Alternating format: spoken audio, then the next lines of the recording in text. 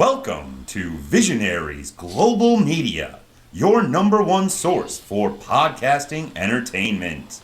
Visionaries Global Media, envisioning excellence on a global scale. This is Banned from Ringside. Tonight on the Banned from Ringside podcast, we have predictions.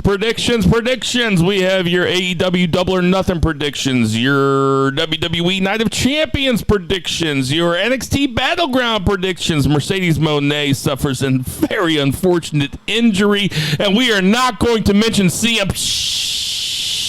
Shut your fucking mouth. That and a whole bunch more tonight on the Banned from Ringside podcast. Well played. Well played. You didn't give me a heads up or nothing. You just did that shit. Ditch that 9 to 5. It's time to feel alive. Hello, Mark. So welcome to the Banned from Ringside podcast. As always, I am your host, Bill Vagey, a.k.a. that Memorial Day 1-ish. Sitting directly across from me, we have Jason Cornelius Bell. What's going on, JCB? Oh, that's good. That's some good shit. Good shit, Bo. Good shit, Bill. Nice delivery. Same shit. I shouldn't say same shit. It has been a week of leisure, like I said off air. I've hardly worked this week, so I've caught up on a lot of shit that we don't talk about, shit that I like to enjoy.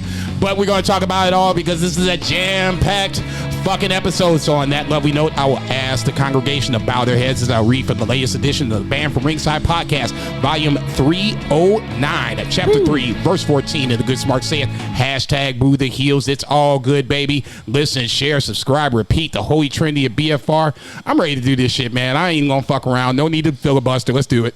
Dan out there in Portland, Oregon, making his triumphant return to the podcast. We have 3 beers. Zach Pullman, what's going on, 3 beer? BFR West House. Oh, man, good to be back. So much to talk about.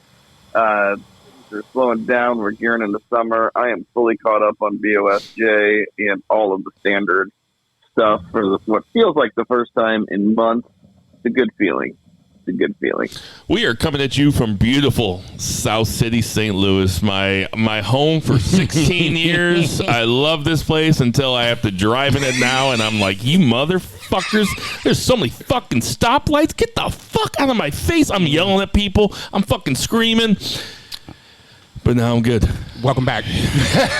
Welcome to my life. You motherfuckers, pull over, shit. Oh, man, Bo just sent me a great AKA. We're going to have to do that for next week. That is really good, Bo. Thanks. Don't look at it, Jason. I can't see it that far down. So, like Jason said, there's so much to talk about. I have a hard out here in about an hour and 45 minutes. I think we should be able to do this in an hour and 45 minutes, right? I mean, and when I say hard out in an hour and 45 minutes, I mean I'm going to be 15 minutes late and it's going to take 2 hours. So without further ado, this motherfucker. Let's get to that 3 count. JCB, kick it off. So we're going to do things a little differently since we are prediction loaded. We're going to talk about a little New Japan. Sorry, dog. So just fast forward from this point on. 2 things to talk about. Obviously, Resurgence was on Saturday night, sounds right? Mm-hmm. Sunday. Was it Saturday?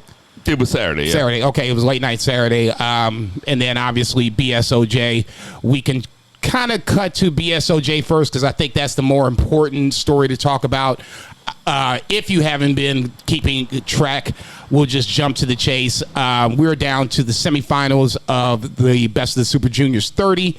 On one side, the A block winner, Mike Speedball Bailey, and the runner-up, I believe, if I'm not mistaken, is Teton, who won late, beat Hiromu. I know that's the big name that people are waiting for from the A block. A block was loaded, and they snuck in a little upset in Teton, who gets the runner-up spot. On the B block side, you have El Desperado winning the block, and Master Wato finally starting to break out a little bit in this tournament. He had a lot of wins coming down the stretch. He even won in the last night and had to wait to figure out his fate, but he gets the runner-up spot. So you have the final 4, Mike Bailey and Teton on the A block side. On the B block side, Desperado and Master Wato. So in this format, you will have the A block winner, Mike Speedball Bailey, face the B block runner-up in Master Wato. That's your one semifinal. And on the other side, obviously, then you would have Teton versus El Desperado. Those 2 winners obviously face off, and then you would have the Best of the Super Junior winner. I was flipping to Zach because I've watched it all. We're going to talk about it on PSP here in a little bit. I'll let you talk about things you like, things you didn't like, highlights of the tournament match-wise. Man, so many good matches. This is just such a breeze to watch because, for the most part, until the last couple days where we're getting down to the wire, it's pretty much just been tournament matches. And the tournament matches are varied in length and style. I mean, they're all junior heavyweights, but, man, everybody has, like, different style, and everybody can fucking go. And it is so fun. Standouts, obviously, I think this is going to, I mean, New Japan is still a niche kind of market for American pro wrestling fans, but I think there's a lot of people that are going to really appreciate Speedball Mike Bailey. I know he does like some Impact stuff, but just every match with him has been a delight. Early on, his match with Hiromu was the best of the tournament, but was superseded by a ton of different matches. My favorite guy in this whole tournament besides him has been Francisco Akira, because I've seen him, you know, he's paired with TJP, does the junior tag stuff, but just seeing him in singles matches, he's like 23 or something. He probably had my favorite match of the whole tournament with Desperado, who has also been an absolute standout, which is just understandable. I mean, that's no surprise to anybody. SOP, but, baby. Yeah, dude is absolutely phenomenal. So, Francisco Akira has been an absolute delight to watch. His match with Robbie Eagles was phenomenal. I think if, you know, you're watching his match with Despy, that's like an absolute masterclass in like working a body part and then just like a single body part and then doing like a storytelling match. His match with Robbie Eagles is kind of a match that I would show to a non-wrestling fan to show them what New Japan, like junior heavyweight action is all about. Just, yeah, like I can gush on a ton of them, but pretty much almost any match with Mike Bailey. Like you said, the standout for Hiromu, he did not, you know, win the block. He's won the last 3 entire tournaments. Didn't even win the block, lost in the finals to Teton, which was, or not finals, but lost in like the final match, which was a huge upset. Teton, a younger guy. Lots of different upsets going through the tournament. Kushida going 2-7. I mean, before Hiromu and before Kushida left to go to NXT, he was the face of the division. He was the ace of the New Japan Junior Heavyweight division, and him going 2-7, along with I think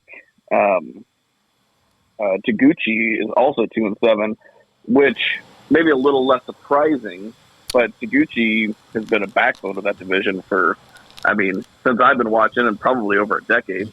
So, surprise is kind of a changing of the guard, but like this has just been a fun tournament. I don't want to take up too much time talking about it. Just go watch it. Bill, what do you think? I know you've gotten limited on it, but yeah, I've dipped in a couple times. I did see the Desperado Akira match because somebody put on Twitter how great it was. That match fucking ruled. I guess my biggest listen. I'm going to ask you guys. You guys have clearly watched more than me. I've really only watched 7 or 8 matches, like not a whole bunch. But what I want to ask you guys is there a single match that, because of the nonstop freight train pace of the BOSJ, is there a match that might have gotten that you think has gotten kind of put to the back burner, so to speak, that nobody's talking about, that you think is one that people should go and seek out? Because obviously, you know, people are, especially American audiences, are going to want to go watch Leo Rush. They're going to watch Hiromu. I don't think that Mike Bailey's much of a surprise being up there, but Mike Bailey is certainly more recognizable to American audiences than a lot of these people. Is there a match that people should go seek out, maybe one that they haven't seen yet? Jason. I'll just jump in because it's 2 guys that I personally like that aren't big names, but as the tournament went along, on the final night, you had Clark Connors and Dan Maloney on the B Block side. So Dan Maloney is he is the newest member of United Empire. Clark Connors, obviously the newest member of Bullet Club. Both kind of wrestle the same way, pretty aggressive styles. Neither guy is going to take a step back, and as the tournament progressed, you could tell that these two were basically gunning for each other. They knew they were going to face each other on the final night. Both were coming in with injuries. Clark Connors' knee, separated shoulder for Dan Maloney, and they did not miss a beat. The first 5 minutes was basically them beating the shit out of each other outside the ring, and then it finally got into the ring, and then you had a nice in-ring match. So just for guys that you probably don't know or maybe seen a couple of times and, maybe want to see a little more, that would probably be the one that I would say right off the bat, especially because it's recency bias. It's on the last night, and it's something that you don't really have to dig into. Now, if you want to really dig in to a match that has names that you don't know and you might want to check out, I would almost go with a couple of matches, honestly. Master Wato versus Desperado, I thought was really good. Desperado, obviously, we know and love on that scenario. Master Wato, why don't you come to your senses? Francisco Akira and Kanemaru on 519, I thought was really good. TJP and Hiromu on the same night is good as well. I mean, there's so many matches out there that if there's one that you don't like on a particular night, I don't know what to tell you. There are certain nights that were down, but I think there were, like Zach said, that there's enough of a buffet when it comes to this BSOJ that you can see a little bit of everything. You got people that do submissions. You got guys that are flying into literally the fucking front row of the fans and shit. You got the Young Lions out there basically being the guardrails and shit. So, like I said, for me, I think there's so many matches out there that are worth talking about, and there's so many people that I think should get some love that probably won't get it right now. Zach. Yeah, I am happy to see Master Wato kind of break out, and this is a nice little push for him. We had a lot of fun making fun of his gimmick early on, and it is kind of a funny gimmick still, but we made fun of Tai Chi's gimmick for a long time too, and that guy rules. Yeah, he does. So, yeah, he's turned it around. A little bit of insight into my psyche. I frequently have nightmares where, say, like some irrevocable event happens in my life or to the world, and then I have to like contemplate that. Like say I'm like just like chilling out at a barbecue, and then there's like a massive alien ship that like pulls up. And it's less about the danger of aliens and just the fact that the world has changed that like bothers me so much, like so suddenly, things like that. So anyway, I had a dream that there was essentially some kind of situation like that, only it was more of like some kind of like dark presence that entered the world through like a tornado kind of situation. Very Stranger Things. The man who shows up to save the day, which is not normally how these things go. I usually just wake up freaked out. Master Wato showed up looking like a Mortal Kombat character to fight this thing, looking cooler than I've ever seen him. And I think if anything, just the fact that he wormed his way into my subconscious level, and the fact that I thought he was so cool to save the world was, just good job, Ghetto, on that push. He got your ass. I'm never going to be able to talk about Master Wato the again same way. without doing the Eagles song. Master Wato. Okay, so you got the final four. All right, Zach, I'm going to put you on the spot. I already got my prediction in. I said Desperado was going to win it. Against two. I said Desperado and Mike Bailey were going to be the final, and Desperado was going to win. Zach, who you got? That's exactly who I have. It's surprising that Teton made it in because I think I saw the last like pure Mexican wrestler to make it into like a finals was Dr. Wagner Jr., and that guy's like older than Jeff Jarrett. So it's been a long time. So I don't see him beating Despy. And then between Speedball and Master Watto, just getting to the finals is a nice push for Watto. I think they've really taken a shine to Mike Bailey, and they really want to highlight him. So that makes sense to me. And between the two of them, I feel like Despy's your pat hand. If they really want to make a star, they could go with Mike Bailey, but I'm leaning the same way you are. Bill? I mean, Mike Bailey had a crazy weekend during WrestleMania weekend. He fought like 5 matches. This is the only guy that I think this compacted BSOJ schedule doesn't really affect, because he's used to doing this shit. Yes, it's like a couple weeks off. Right. He's a workhorse, and for sure. Not saying these the rest of them aren't, but I'll take Mike Bailey. I'll take Mike Bailey versus Desperado. I feel like Desperado's already kind of made. But yeah, I'll take Mike Bailey just to be fun. I do want to see this. I do want to see both these matches. And one last thing before we move on to Resurgence. I have the Wikipedia page pulled up. There is only one person in this tournament that does not have their own Wikipedia page, and people need to get on it. Do you guys want to guess who that person is? It's Doki. Only one person in the whole tournament? Oh, man. He does not have a Wikipedia page. That kind of makes sense. But he's cool.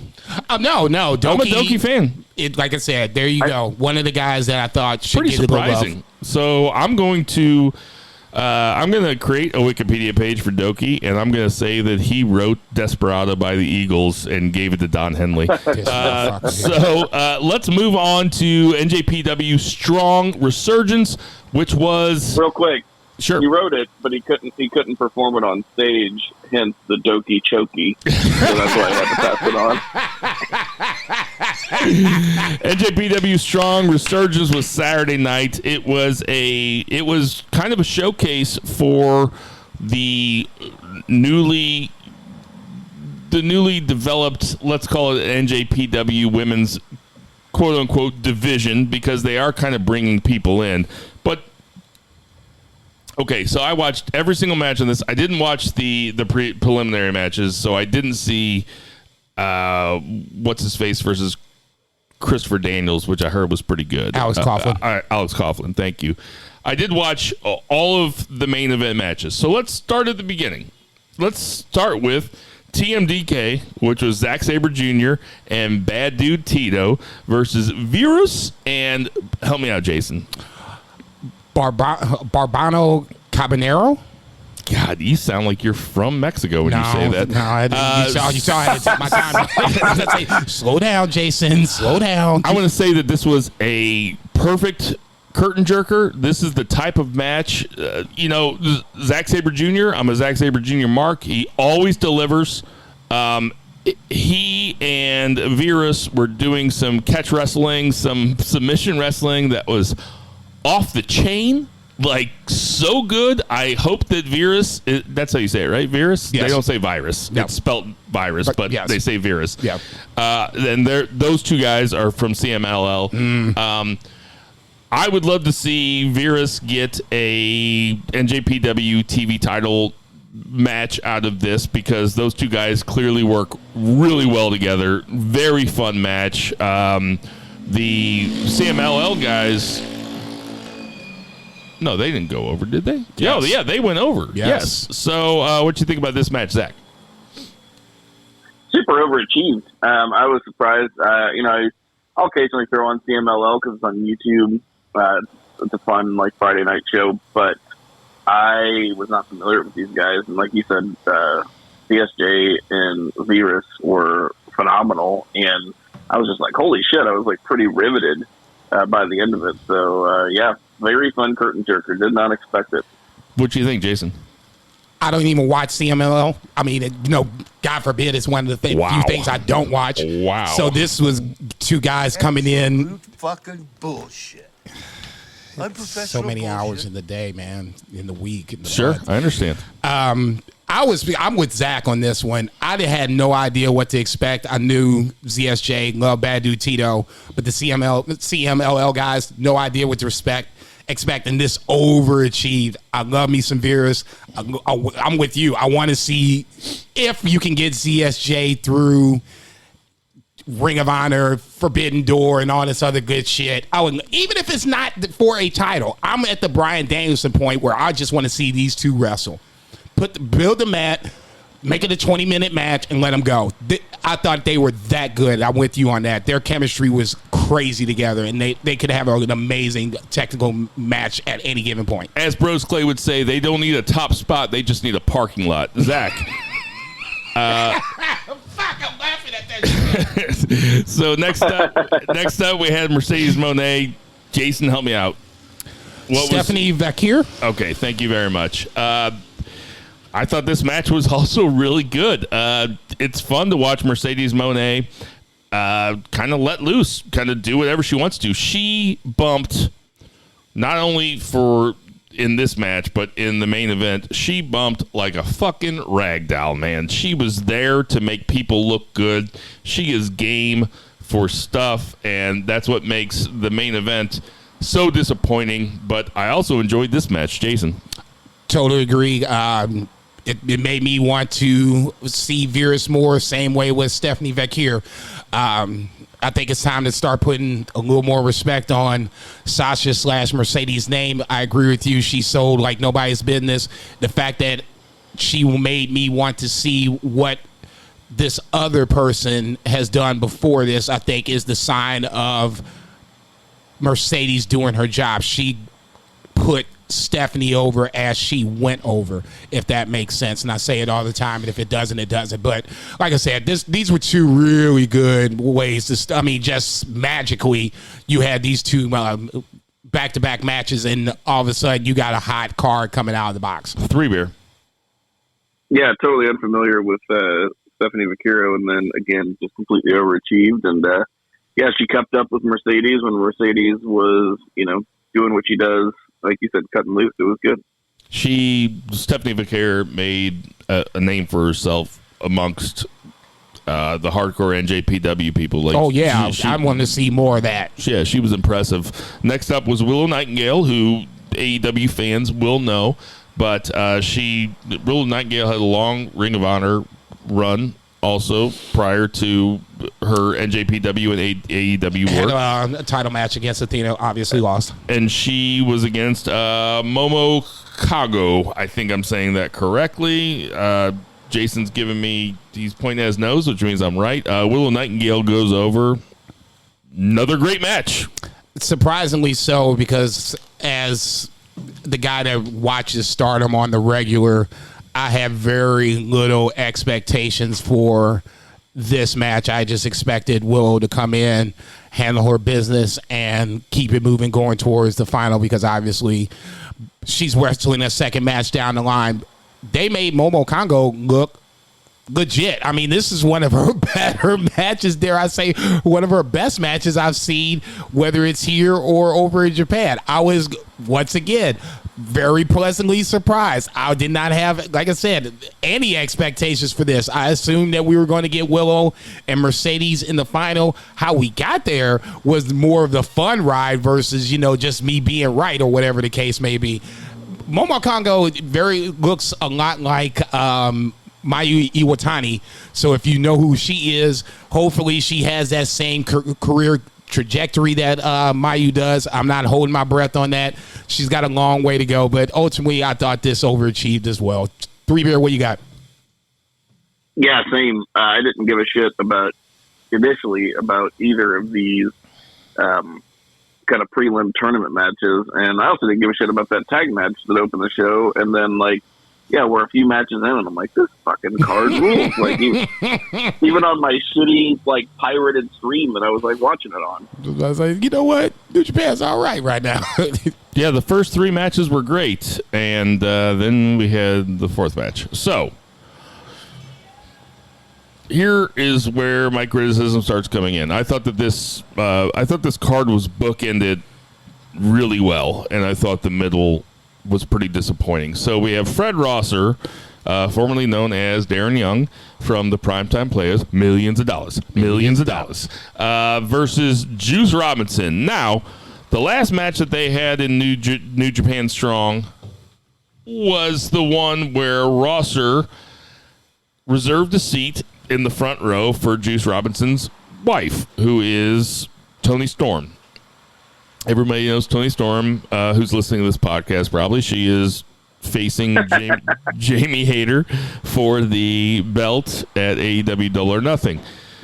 They decided to have basically it was, I'd say, trash match, and that's not describing the match like what I thought of it. They were actually like rubbing trash in each other's faces. It was supposed to be a grudge match.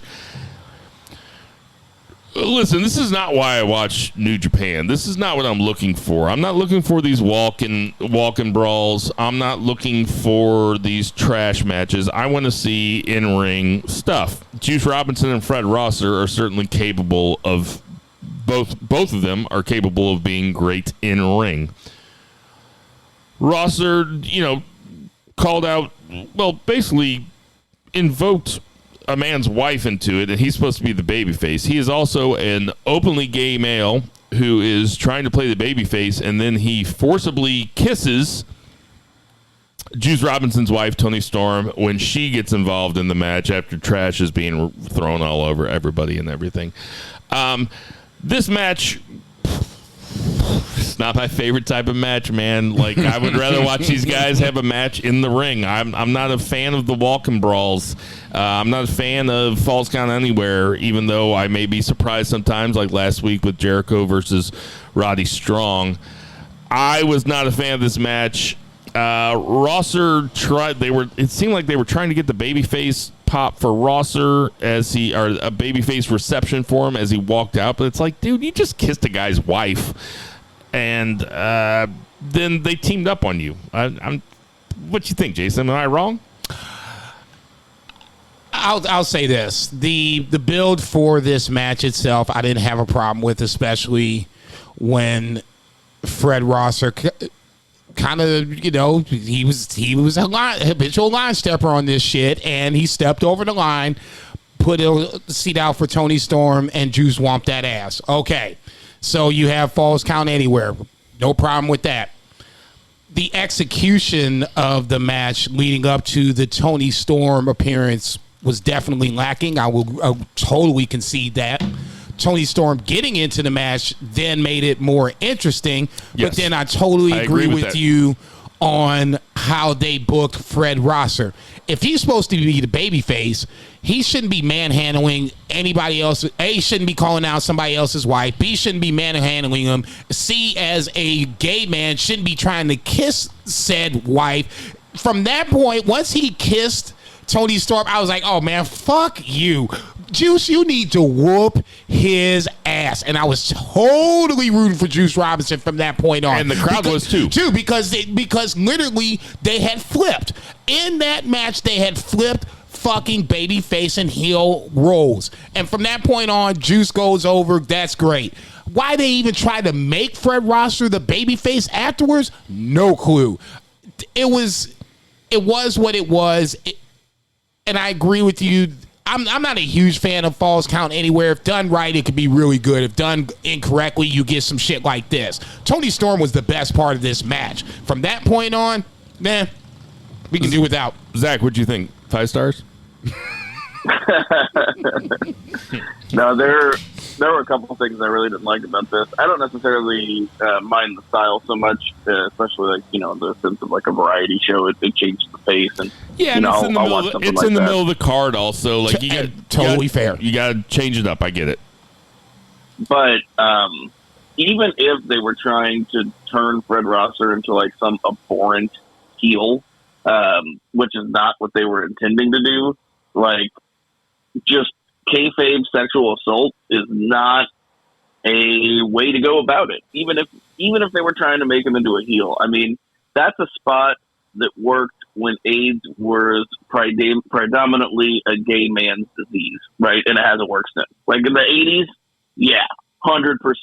Like babyface, forcibly kisses the heels girl, that's going to get a pop. Now, not okay. It's not even the fact that he's gay and no, it's not the fact that he's gay at all. It's a power thing. Like it's this just is not the 2023 is the wrong place to be pulling that trope. There's a lot of tropes you can pull out. Can they get along? Oh, and I'm sorry if you're listening to us and you think that we're the woke podcast, you fucking turds. But forcibly kissing a woman, you might as well be punching her. And Caveman dragging her back to the bedroom. Right, and we don't want that either. It's a power thing because Fred Rosser is obviously much more powerful than Tony Storm. And they did follow it up. They got like the pile driver, but like he would have had like a submission on Juice, and like Tony Storm's like a legit badass like pro wrestler too, and she's like clubbing him with forearms, and like it just looked like he's totally no selling it, right? Yes, it was garbage. No disagreement. Okay. Up next was something that was very disappointing. Where round 2. Kyle Fletcher. Oh, no. I'm sorry. Never mind. No, there were 3 disappointing things in a row. This was not the fault of anybody. This is where I almost broke my remote. This is Kyle Fletcher comes out, tells the crowd, Kyle Fletcher from Aussie Open comes out, tells the crowd that Kyle Fletcher and Mark Davis. Yes, Mark Davis is injured, and they are vacating the tag team belts, and so the double tag team belts will be decided at Dominion between Bishamon, thumbs up, and the House of Torture, thumbs down. Zach, what'd you think about this? How disappointed were you? Let me rephrase that. How excited were you that House of Torture will have an opportunity to win the double belts? Oh, God. Just the way that you framed it like that. You put that out in the atmosphere, you son of a bitch. If this goes down, I'm blaming you. Nobody else but you. I wasn't even going to say no shit like that, man. I was like, man, Peach might go win this shit. Fuck this shit. I'm putting positive energy out there. You said some shit like, what if they going to win? Man, fuck. I'm just saying. I'm a journalist. Negativity. Your fault. I had actually known before I watched this. I saw it reported that he was out. So, because I watched this yesterday, and then somebody was at my house. Was that Cal Fletcher in the ring? I thought it was Lord Gideon. Who, like, he's heating up. I love or hate that guy. I have no idea. Like, I think I like him. But I think he's just really good at being a total just hateful, or he's a guy to hate. But anyway, huge bummer. Sounds like he'll be out for a little while. Might not make Forbidden Door, but because they're gunning up for an FTR match, and maybe that'll be Wembley, which would arguably be a better venue for it because they had that match at Royal Quest last year that if FTR had not faced the Briscoes at all last year would have been the best tag match of the year last year. So, get well soon, Mark Davis. For sure. Couldn't agree with you more. Next up, now this is the one that you wanted to be disappointed in. What belt was this for? This is for the open weight. New Japan Openweight Championship. Right. So this was Kenta versus Hikuleo. It didn't even sound like the announcers understood this, but apparently the belt can change hands on the Openweight Championship through countout. This wasn't. I think any belt in it's Japan, a New Japan rule. Yeah. So it's across just the like board. If Okada got counted out against Tanahashi, any New Japan belt, can change hands on a countout. Oh, wow, yep. That is news to me. So anyway, Hikuleo loses to Kenta. This was not so much this was another walk and brawl. And then there was I popped at the spot. The spot where they threw him over the bleachers and he landed through the table. Of course. Even though when you watch it in slow-mo, like, he literally fell, like, I don't know, 6 feet. Like, I mean, when you're that tall, it's like, all right, okay. Anyway, Kento wins this against Hikuleo and is your new openweight championship, open champion. Here's what I'm going to ask you, gentlemen. Why is Kenta winning this? Like, what does it do Kenta any good to have this championship as opposed to having Hikuleo have this championship? It doesn't make any sense to me. Jason, I'll throw it to you. This is not me being a hater. No. It is a genuine question, and the reason why I side is because of the way Hikuleo has been booked since beating Jay White. He's won the New Japan Neverweight title, now dropped it to Kenta, who I didn't think should have lost it to begin with. To me, it's a lot of bad booking, number one. Number two, I agree with you. Ultimately, it probably should be Hikuleo. I just don't think it should be right now. I think this should be another kind of a Tom Lawler, Fred Rosser kind of a run where Kenta holds it for like 6 months or whatever the case may be, and then coughs it up to Hikuleo. I think maybe and this is just me spitballing because I'm not sure what the hell New Japan's doing nowadays. How you let Aussie Open slip through your fingers makes no sense, but that's another story for another time.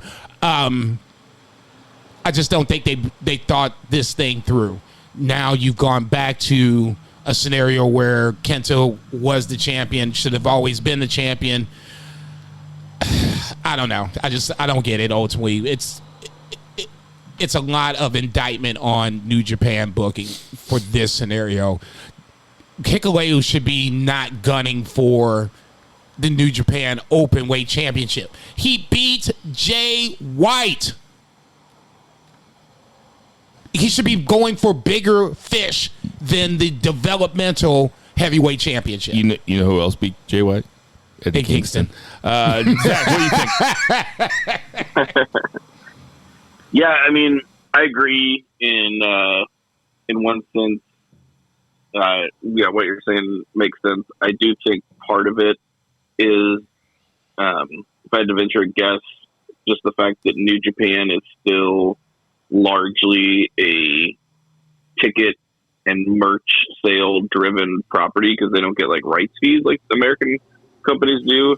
I think that maybe their idea is that Kenta's a bigger star and having him as champion guaranteed on the cards like in America can draw more fans and sell more merch. That's just a guess. I have no idea. That's actually makes total sense. Thoughtful answer. That makes total sense from a very thoughtful podcaster. See, I'm the fan. I'll say journalist, that's why the smart guy, and the fan. Eddie Kingston, he's got a video that comes out. He doesn't use any insider terms, which I appreciate, Eddie Kingston, because who knows if the people in the audience would have been able to understand those insider terms had you said He didn't even pretend to know the winner in advance. He's like, whoever. He's like, I'll take whoever. But Eddie Kingston shows up, says, I'll take whoever. Kingston Kenta sounds pretty okay to me. And that's why I think they went back to Kenta. I mean, I would have watched Kingston Hikuleo. You wouldn't have? You would have turned it off like it was CMLL? No, I wouldn't have done a Brock Lesnar boycott on this shit, but I think it's Hikuleo's gotten pushed too fast, too quick, and now they don't know what to do with him. Zach, are you excited about Kingston versus Kenta? Sure. I don't know that I've seen that before, and I bet that Kingston's excited for it, because, I mean, we don't really think about it, but Kenta's like a living legend. I mean, he's the dude that Bryan Danielson copied his style from. You know, it's like Bryan Danielson wanted to be Kenta when he won. CM Punk stole the go to sleep from him. Also, exactly. You said his name. Yeah. You said his name. Give me $1. Ah, shit. Phil Brooks. Better yet. Phil Brooks. Better yet, go get a shot. All right, I'll get you a shot right now. No, you don't have to right now. after the one count. Yes. We had Shota Umino and Moxley and Wheeler Yuta. Forged by Combat versus Ishii, Okada, and friend of mine because I met him at Joey's show, Rocky Romero. Great dude. Yeah, really great dude. Umino, Moxley, and Yuta go over these three. There's only one story. Well, actually, there's two stories here, and they both involve Okada. The first one being that Shota Umino is just cocky as fuck against Okada. He put the foot on that dude at the end. I'm like, what the fuck is wrong with you, man? Really, you got a death wish, huh? Really fun. I think it's fun to see, like, hey, this is somebody that they consider a blue chipper, and he is going head-to-head, toe-to-toe with Okada. Okada doesn't lose his cool before minute 24 of the match, usually, and Okada lost his cool. Okada always loses the cool at the end, but Okada lost his cool while he was out, tagged himself in, wanted to go against Shota Umino, and then you have Okada rainmaking. What would you call that? Doing the rainmaker on Moxley. Rainmaking Moxley sounds cool too. No, Moxley interrupts the rainmaker because he had. Well, he took it at the end. At the very end, Okada does the rainmaker on Moxley, and then Shota Umino turns around and does the Death Valley Driver on Okada. Before that, or not Death Valley Driver, Death Valley Driver. Yeah, right? yeah. Death Rider. Death Rider. Sorry, that's whatever. What I meant. Yeah, I was going to say it's different move, but I know where you're going with it. Are we getting Okada Moxley at Forbidden Door? I guess so. Yeah, that kind of makes the most sense. I fucking hope so. Yes. This match was, besides the fact that it was built around Shooter and Okada, like that feud, because obviously that's like Shooter Okada. I feel like has the ability to be reverse Tanahashi Okada, where he's just going to have to go up against this guy, and it's going to take him a long time to beat him. But ultimately, like, Shooter's first heavyweight win is going to come at the expense of Okada after he has lost to him throughout his career. This guy just can't not make cum jokes. Wasn't even trying. Jason almost did a spit take. I almost killed Jason with it. Oh, man. Go ahead. Honestly, a spit take is the only proper response to a cum joke. This guy almost did a swallow take. But just in the short time that Moxley and Okada were together, I was there for it, and the crowd was there for it. Yeah. And dude, like, Moxley took the drop kick, he took the rainmaker, and just in their brief interactions, like, that is a money match. That I can't wait for. I think everybody was good in this match. I loved Ishii being like, when Umino was looking at Okada, and Ishii's like, no, motherfucker, back the fuck up. You're in here with me. And then Ishii starts fucking him up. I thought Wheeler Yuta was really great in this match. The ultimate little brother. I love it to death. As much as I make fun of Wheeler Yuta's voice, the dude can work. And what a thrill for him to be in a ring with those guys. Like, really, he might be able to. This might be some sort of Forbidden Door match if they can sneak this Joker in. I'm sure. I mean, you think we get Wheeler Yuta versus Shota Umino? Because I'd be here for that too. I would think more of a tag team, Claudio and Wheeler versus Shota and somebody else, fill in the blank. But ultimately, like you said, yeah, okay, fair enough. But I think that's just Forbidden Door is just so many fantasy booking matches. There's only so much room and so many time. But like you said, to me, the two biggest stories, obviously, long term, if you're a New Japan fan, it's Shota and Okada. Short term, when Moxley came up and gave Okada the double bird right to his face when he was getting ready to give I think it was Shota the Rainmaker. He was like, no, fuck no, man, you ain't gonna do my boy like that. Fuck you. That's where I was like, wait a minute, this might be a Forbidden Door match, and it's perfect. Neither guy has a title. Not always the biggest fan of 3-on-3 matches that have no stakes, but they made it work. This was a really fun match. Up next, and then Shooter, whenever he made the pin, he did like the Okada like holding like the invisible orange, or the thing that Okada does. He did it hand right in the to world. Okada's face at the beginning too. Where He put his foot on the man's chest. It's okay, that's all I'm saying. Yeah, that man's got a death wish. Obviously, well, he's got a rock. He's got a jetpack. Jetpack up his ass. Tanahashi versus Ospreay to see who faces Lance Archer at Dominion to see who faces Kenny Omega. So Ospreay goes over. Now listen, this was not as good as we've seen these two guys together. They had a G1 match maybe back in 2021 that was, I feel like it was a couple years ago, off the chain. This was, good, not great. Tanahashi he's down a gear. He's downshifted a little bit, which is what you have to do if you want to have some longevity. Nothing wrong with that. Ospreay looked great in this. This was not about Tanahashi. This is about Ospreay. Ospreay looked awesome in this, and Ospreay goes over. Not much more I can say about it. No, I agree with that. I'm not going to. It's not a downgrade, or we're trying to denigrate the Ace. I agree with you on this one. This to me looks like LeBron. I've seen LeBron, and I haven't seen Tanahashi from start to finish. I've seen LeBron from start to finish. When the rim blocks LeBron on the dunk, that's when I'm like, oh man, wait a minute, I've never seen this shit before. And that's where Father Time has finally started to catch up with LeBron the same way he's done with Tanahashi. I didn't think this was the best match of the card, but I mean, it was still a really good semifinal match. Kept me interested. I knew who was going to win, but they did enough from start to finish to keep me invested. That's all I can really ask for from a predictable match. 3 beer. Yeah, this is not as dynamic as their previous encounter.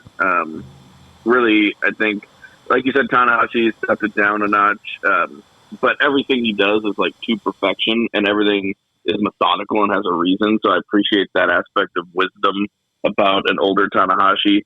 It almost enhances a lot of his matches in certain ways. But I think Ospreay is also holding back a little because he's got the shoulder thing, and he's just trying to stay healthy so he can have his big rematch with Okada. With Omega. And neither one of them are going fully all out. But yeah, Okada is eventually down the road too. Yeah, sure. Whether it's G1 or Wrestle Kingdom, I think at some point they will cross paths again, if not both times. We have plenty of time to talk about Ospreay versus Archer in the future, but right now we're going to move on to the main event, which is Willow Nightingale versus Mercedes Moné, of which there is a ton to talk. So, what do you think about the match, Jason, and what did you think about the injury at the end? Match, now that I'm thinking about it, this was a Sunday night because I watched it live, and I couldn't have watched it on Saturday night because I work. So this was a Sunday night, so I watched it live. This was pretty good. This was like the 4th hour of New Japan, even though it didn't feel like 4 hours. I looked at the clock, it was like 10:30ish. I was like, okay, shit, I love the fact that the women closed the show. B, once again, like we already talked about, Mercedes sold for Willow, and I thought in my heart of hearts that the plan was Willow was going to go over. Now, from what I read, maybe other people have read something differently, but I would just say for myself personally, the plan was for Mercedes to go over, which makes sense if you think about Forbidden Door, AEW, and connecting those dots. You have a reason for Mercedes to come into AEW and have these matches with a Jamie Hayter or Britt Baker or whomever the case may be. When I didn't even know she got hurt until the very end on the pinfall, where obviously Mercedes was supposed to kick out and she didn't. The fans boo. I get that. But my knee-jerk reaction was, okay, something's wrong. I hope she's okay. Powerbomb part 2, you get the 1, 2, 3. Like I said, for me, I would have went with Willow, but I understand why they go with Mercedes. Mercedes is a name brand. very much somebody that you want to do with Chris Jericho. We've had that argument. It's the Chris Jericho, Adam Page argument. Who do you want as your AEW champion? Same thing with this. And who do you want as your New Japan Strong Women's champion? I don't think there's a wrong answer, but Mercedes makes the most sense, and I get that. When Willow won, it was very much a surprise. The knee-jerk reaction was, okay, they're carrying Mercedes off. This feels like a knee injury. Comes back as a broken ankle, if I'm not mistaken. So, knock on wood, that's the less. It's not a great prognosis, but it's not the worst thing. It's not a knee injury. So, you know Mercedes will be back sooner versus later.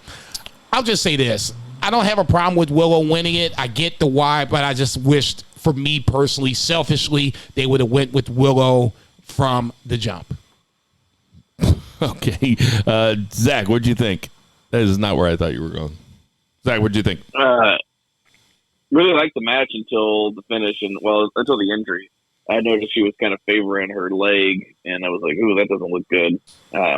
And then, they did the power bomb, and she just didn't kick out. And I'm like, oh, that really isn't good. Like, you have your main event, you got a fucked finish. Pretty negative stuff. But, this was going to be like a star-making performance for Willow, regardless, because she's in a main event against Mercedes Moné. I think that she was going to get a lot of shine on her, and she did an excellent job in the match. And then just a series of unfortunate events. But maybe, fortunate for Willow, when they made this title for Mercedes, it was going to be the second, Japanese, title, that she was going to be the inaugural champion of. And, now she wasn't the inaugural. Kyrie was the first. She took it off of Kyrie and then dropped it to Mayu. Gotcha. Yep. Okay. Well, I was wrong. So she was going to be the inaugural one of this one. But, pretty unfortunate. But I think, we've talked about with Willow before in regards to Tony Khan, it's like, hey, sometimes the fans are handing you something and you run with it. He did it with the Acclaimed. He's done it with some other folks as well. He's been reticent to do it with Willow for whatever reason. Now they've handed you an actual championship through your partner organization. So run with it. And they did put a video package on, and it had Mercedes Moné on AEW TV. So we can talk about that, when we talk about Dynamite. But a series of unfortunate events. I hope Mercedes gets better soon, but I hope that they do the right thing and run with Willow, because she could hold this thing legitimately for a while until Mercedes comes back, in which case I fully expect her to drop the belt to her. Lemons out of lemonade, hopefully. I mean, Willow Nightingale she is over with the live crowds. This was, as you guys, I can't say it any other way, this is so unfortunate. I mean, Mercedes Moné was unbelievable in both of these matches. I'd love to see her. I'd love to see how it was supposed to end. Yes. Yeah, me too. And plus, mad props to Mercedes Moné for finishing that match, because she was hanging that foot off the ground. It wasn't that she couldn't put any weight on it. She didn't want it to touch the ground. She was in a lot of pain, you could tell. And the referee fucked it up. That's unfortunate, because Mercedes did not kick out of that first one. No, you just got to go 1, 2, 3. Sorry is not sorry. Right. So there was some sort of miscommunication, but I'm sure that guy was probably fuck, or what am I supposed to do? What am I supposed to do? Maybe it was not communicated very well. Who knows what the fuck happened? I would love to hear what happened, but we probably never will. Willow Nightingale is a perfect person to take that first NJPW Strong Women's title if it's not going to be Mercedes Moné. Different from Hikuleo. And that's the reason why, to me, it's different. Very different. Willow is an established wrestler. Yes. This doesn't feel like it's out of the norm.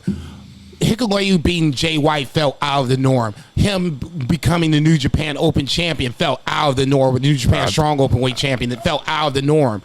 It's just been weird. I tell you what, Mercedes Moné having that broken ankle, not being able to put any weight on it, and then taking that second power bomb, you know she was in fucking pain. So, I always knew she was good. I always knew she was great. Let's start giving her some respect, man. That was really something, and I have a lot of respect for her to have the wherewithal to go through the match, and also, I think she was probably the one that called it. If the referee, if somebody was in the back telling the referee, or the referee would have gotten some sort of indication from somebody outside the ring that it was supposed to be over, the referee would have counted that 1, 2, first 3 power bomb, yep. Whatever Willow's finisher is. I'm sorry, I don't know it, but it was probably Sasha being like, "Listen, you gotta put her over."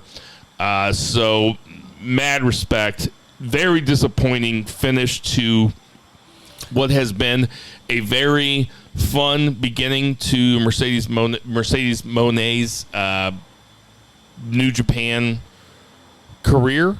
But, like we saw with Cody when he came back to WWE, he came back bigger and better than ever. And I think that hopefully this... Now, this just leads to the AEW run, and then we'll see what happens. And well, I hope she's back for Forbidden Door. I mean, a broken ankle is I think you were saying this. I was coming back from the bathroom. But a broken ankle is a better injury than an MCL or ACL or something like that. So if she just broke a bone, that's better than a ligament. Definitely. And I say this as an athlete and a journalist. Somebody watch hit home runs. I say, damn, I wish I could do that. Somebody who's done both. So before we get off the NJPW thing, Jason, you mentioned PSP before, and I want you to put yourself over a little bit. What is PSP, please? For those who don't know, that is the Phoenix Splash podcast. Myself and Brett Jager from the Brainbuster Boys. We have this podcast where we talk about Stardom, New Japan, TJPW, DDT. Where can they find it? On Visionary Global Media Network. So same where you can find, Banned from Ringside is separate, but if you go to Visionary Global Media's network, you can find it there. They all your major podcast platform networks. Hell yeah. And let's get to that. Well, maybe we should talk about this. I would put this off air, but the people like to see how the sausage is made, So,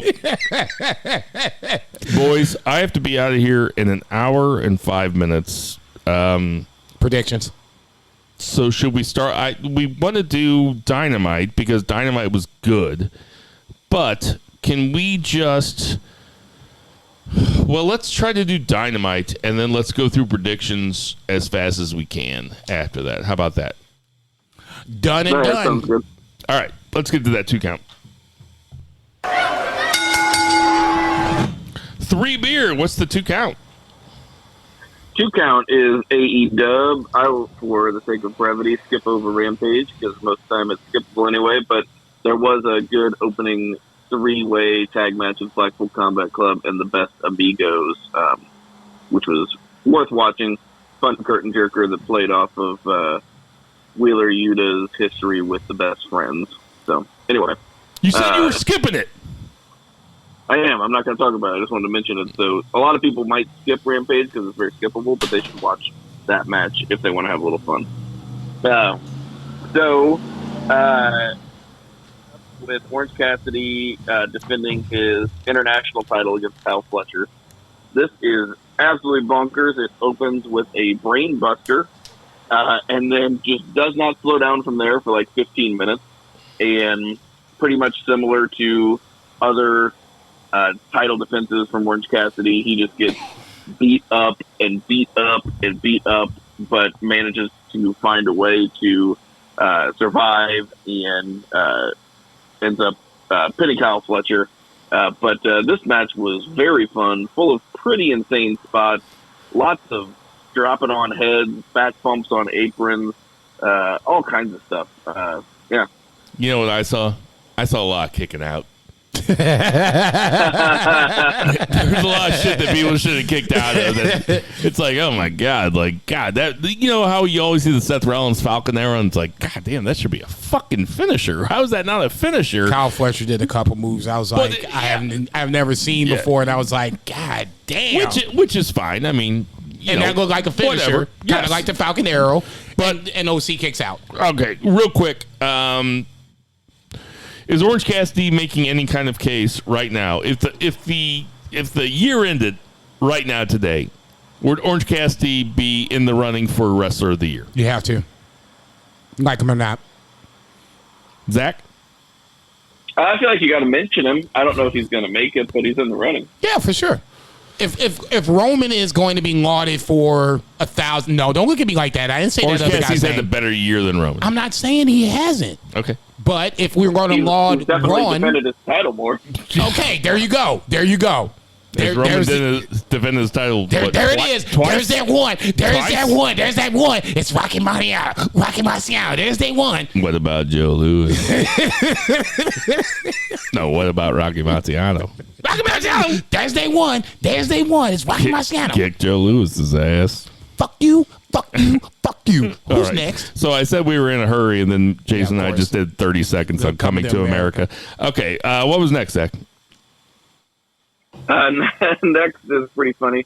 We had Ricky Starks backstage with Renee Paquette complaining about how he's always getting beat up by Jay White and Juice Robinson, and then he promptly gets beat up by Jay White and Juice Robinson.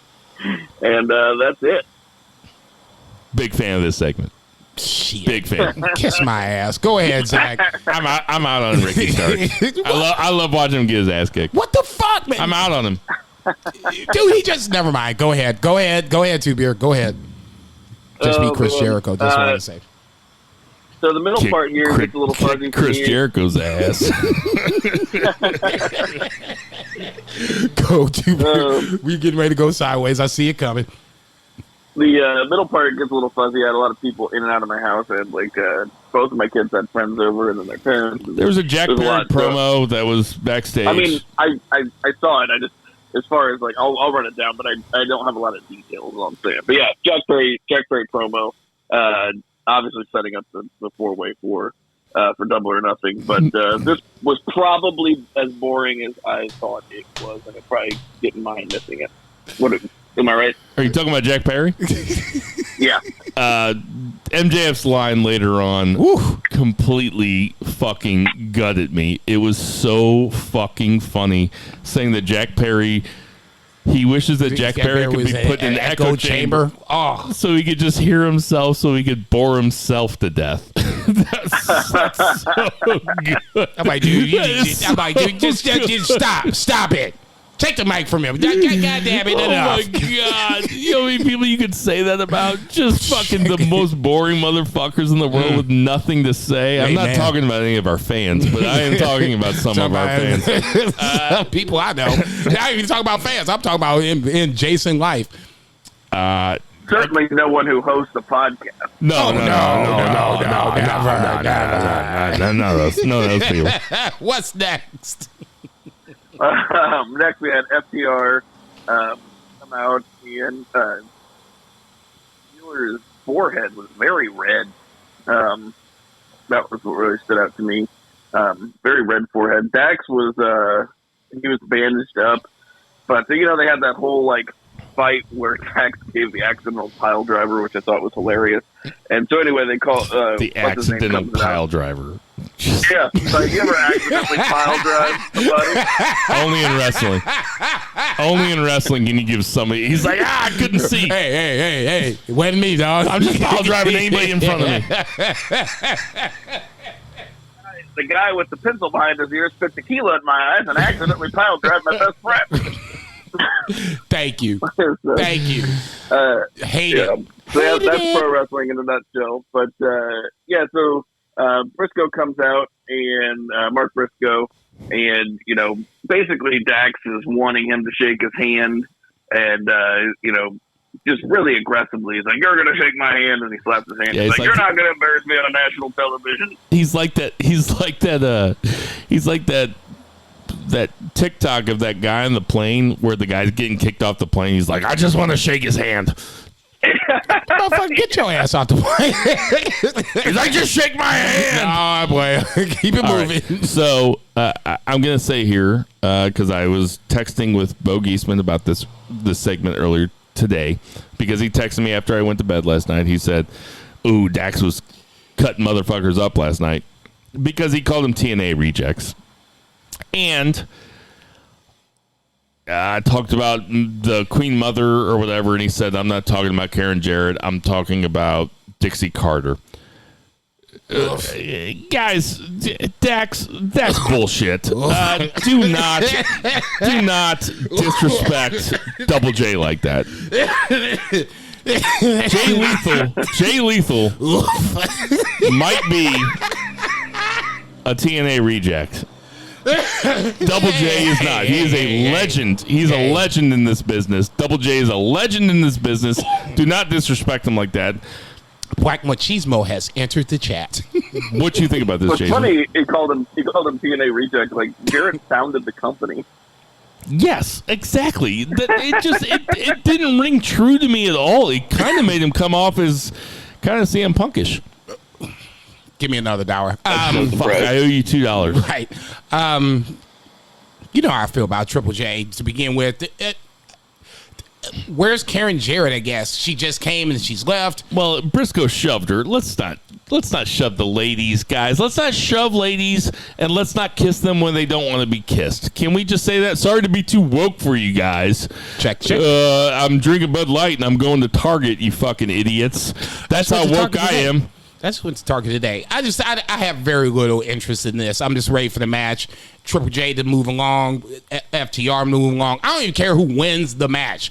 It's just time for this angle to move along.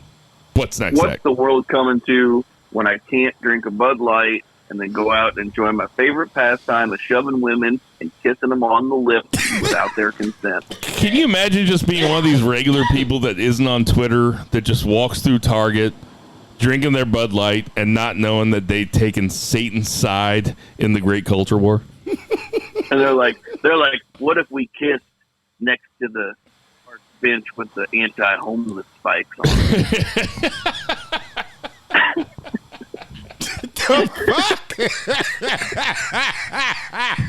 He's heating up.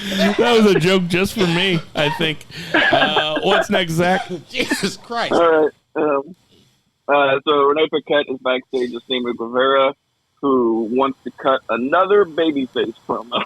So He sure does, doesn't he? Yeah.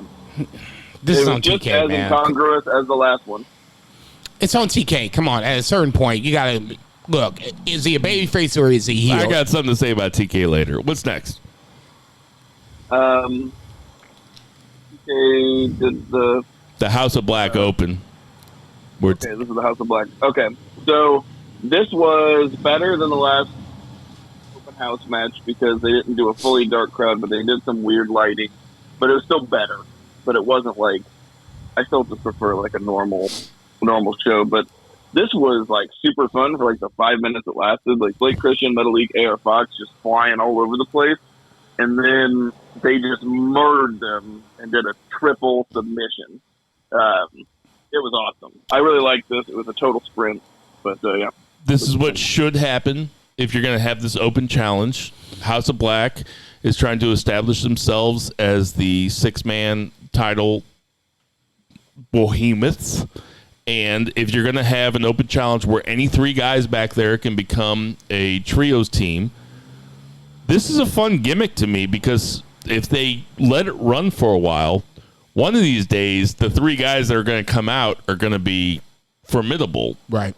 You know, but this lasted 5.5 minutes. That's all it should last. House of Black are a team, and they should be winning. It's the thing that Jason always says is that the team that's a tag team should never lose to the makeshift tag team because the tag team should be in simpatico, so to speak. So I like that this only lasted 5 minutes. They could have gone 20, I'm sure, and had a very fun match, but this is what should happen. Jason, did I just say exactly what you were thinking? Check. All right, what's next? Next, we had... Now we're in simpatico. here. Oh, Until Not for So- long. I'm going to say that's not going to happen. there was the Blackpool Combat Club, and this is one part where I was pretty frustrated. Not that I don't enjoy my friends, but there was people in my house and John Moxley was doing a promo, and I couldn't hear it, and I didn't rewind to go back. So what was the John Moxley promo? I'm sure it was good.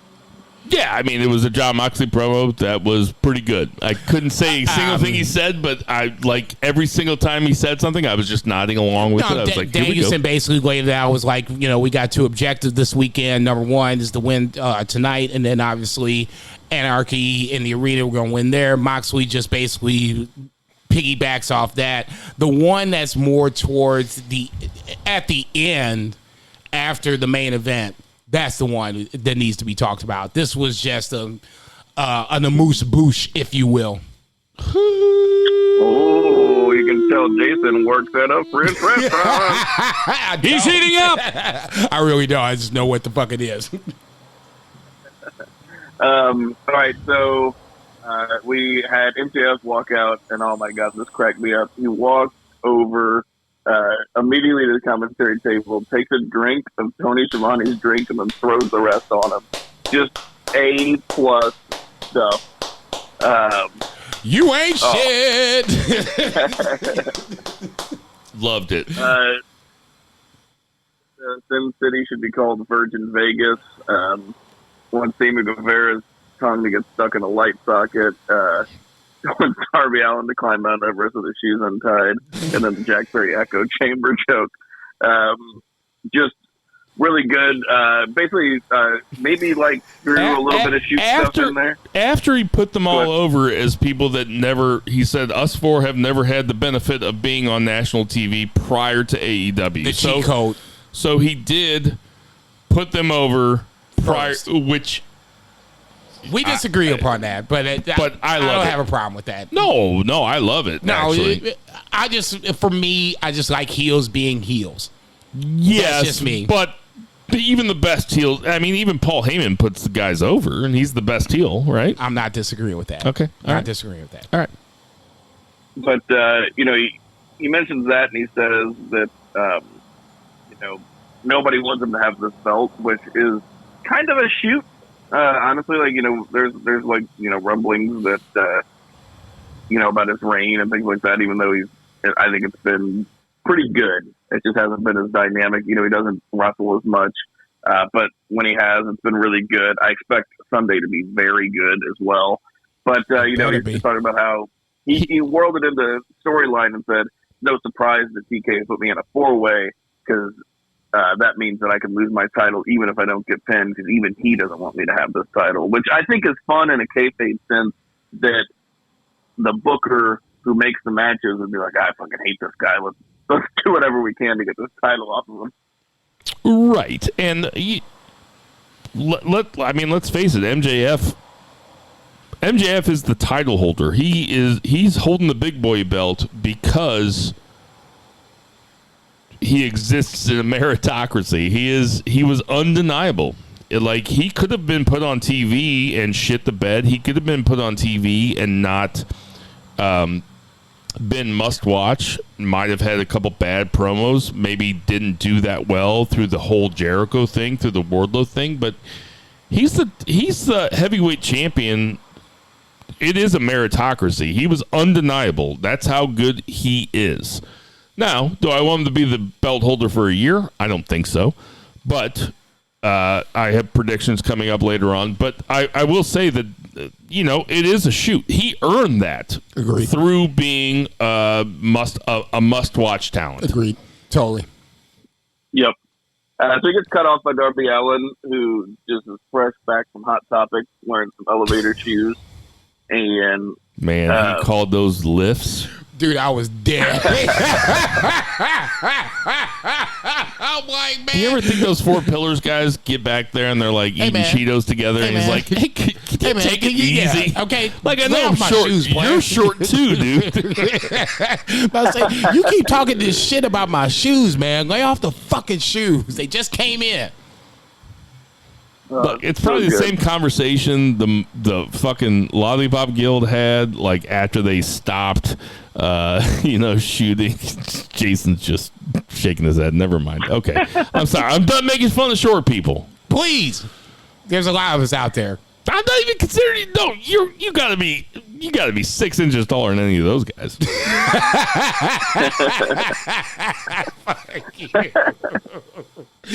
Oh man! All right, so they get all 4 of them out there. Like MJF, hits Allen with the Dynamite Diamond Ring. Siemens Blair comes out to make the save. MJF fails. Jungle Boy comes out, hits him with a clothesline. So that was them getting. That's the big go home angle for the pay-per-view.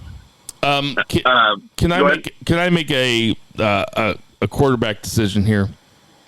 Yeah.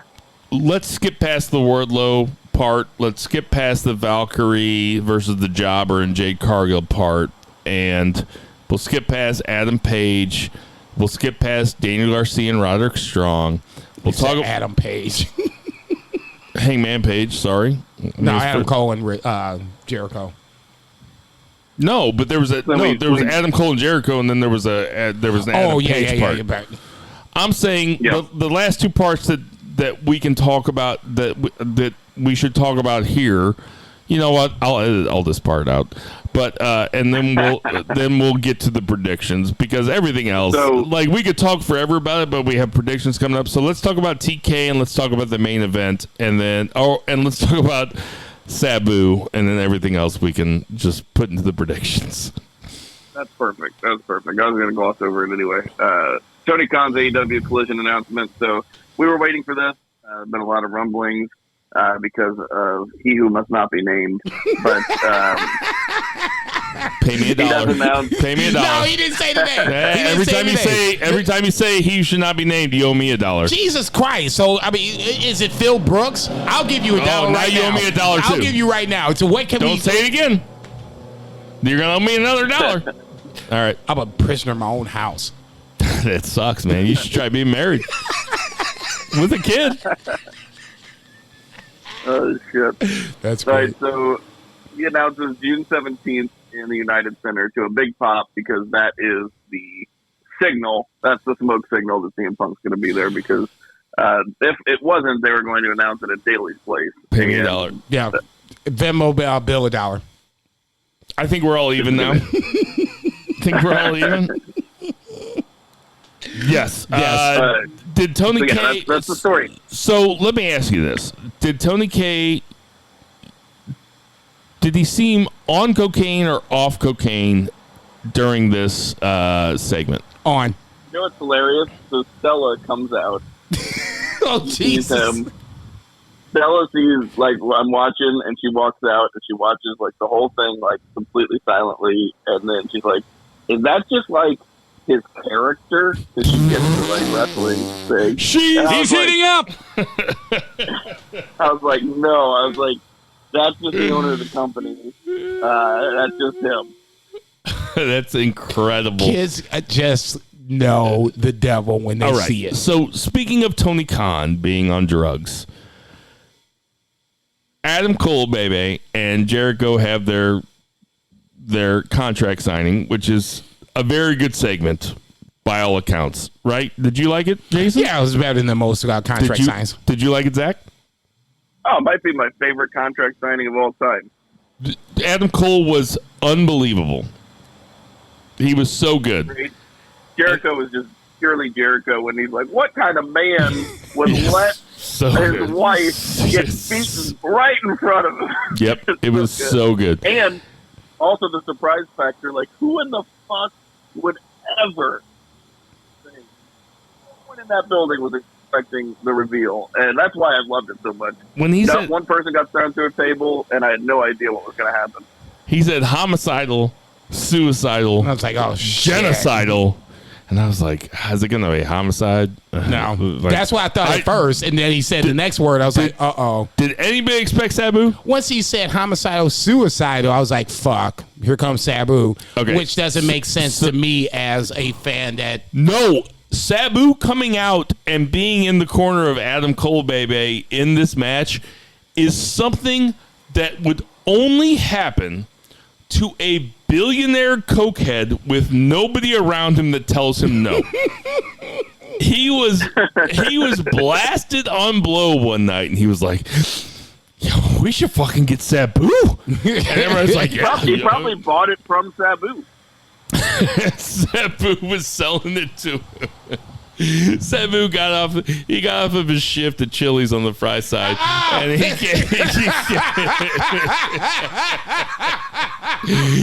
he was like, "Hey, Stop. TK, I got an 8-ball for you." He's What? like, 8-ball? He's like, "I buy 8 balls at a time. Yeah. I buy 8 balls at a No, time." I say you ain't pressing me, player. Say I get 8 balls on a regular basis. Sabu in this match is so ridiculous that it really It makes no sense. I've never done coke before, but I hear people's stories when they have done coke, and they make a lot of plans for the next day.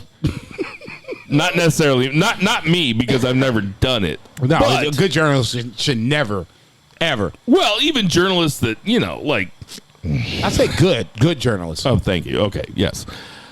Sabu coming out during this match is a coked out idea. It made no sense. And God bless Excalibur. He was just like, oh, this is why it's no, stop. Evergreen. God bless Excalibur. He tried to make the dots connect. I'm like, nah, motherfucker, this don't make no sense. We ain't talking about Sabu in God knows how long now. All of a sudden, you gonna drag his ass out for Chris Jericho? I didn't even look. If Joey, I'm sure Joey O'Farrell will listen. I wasn't an ECW fan. I know he was. If he can make sense of this, okay, so be it. If there's other ECW guys that can make sense of this, that's so be it too.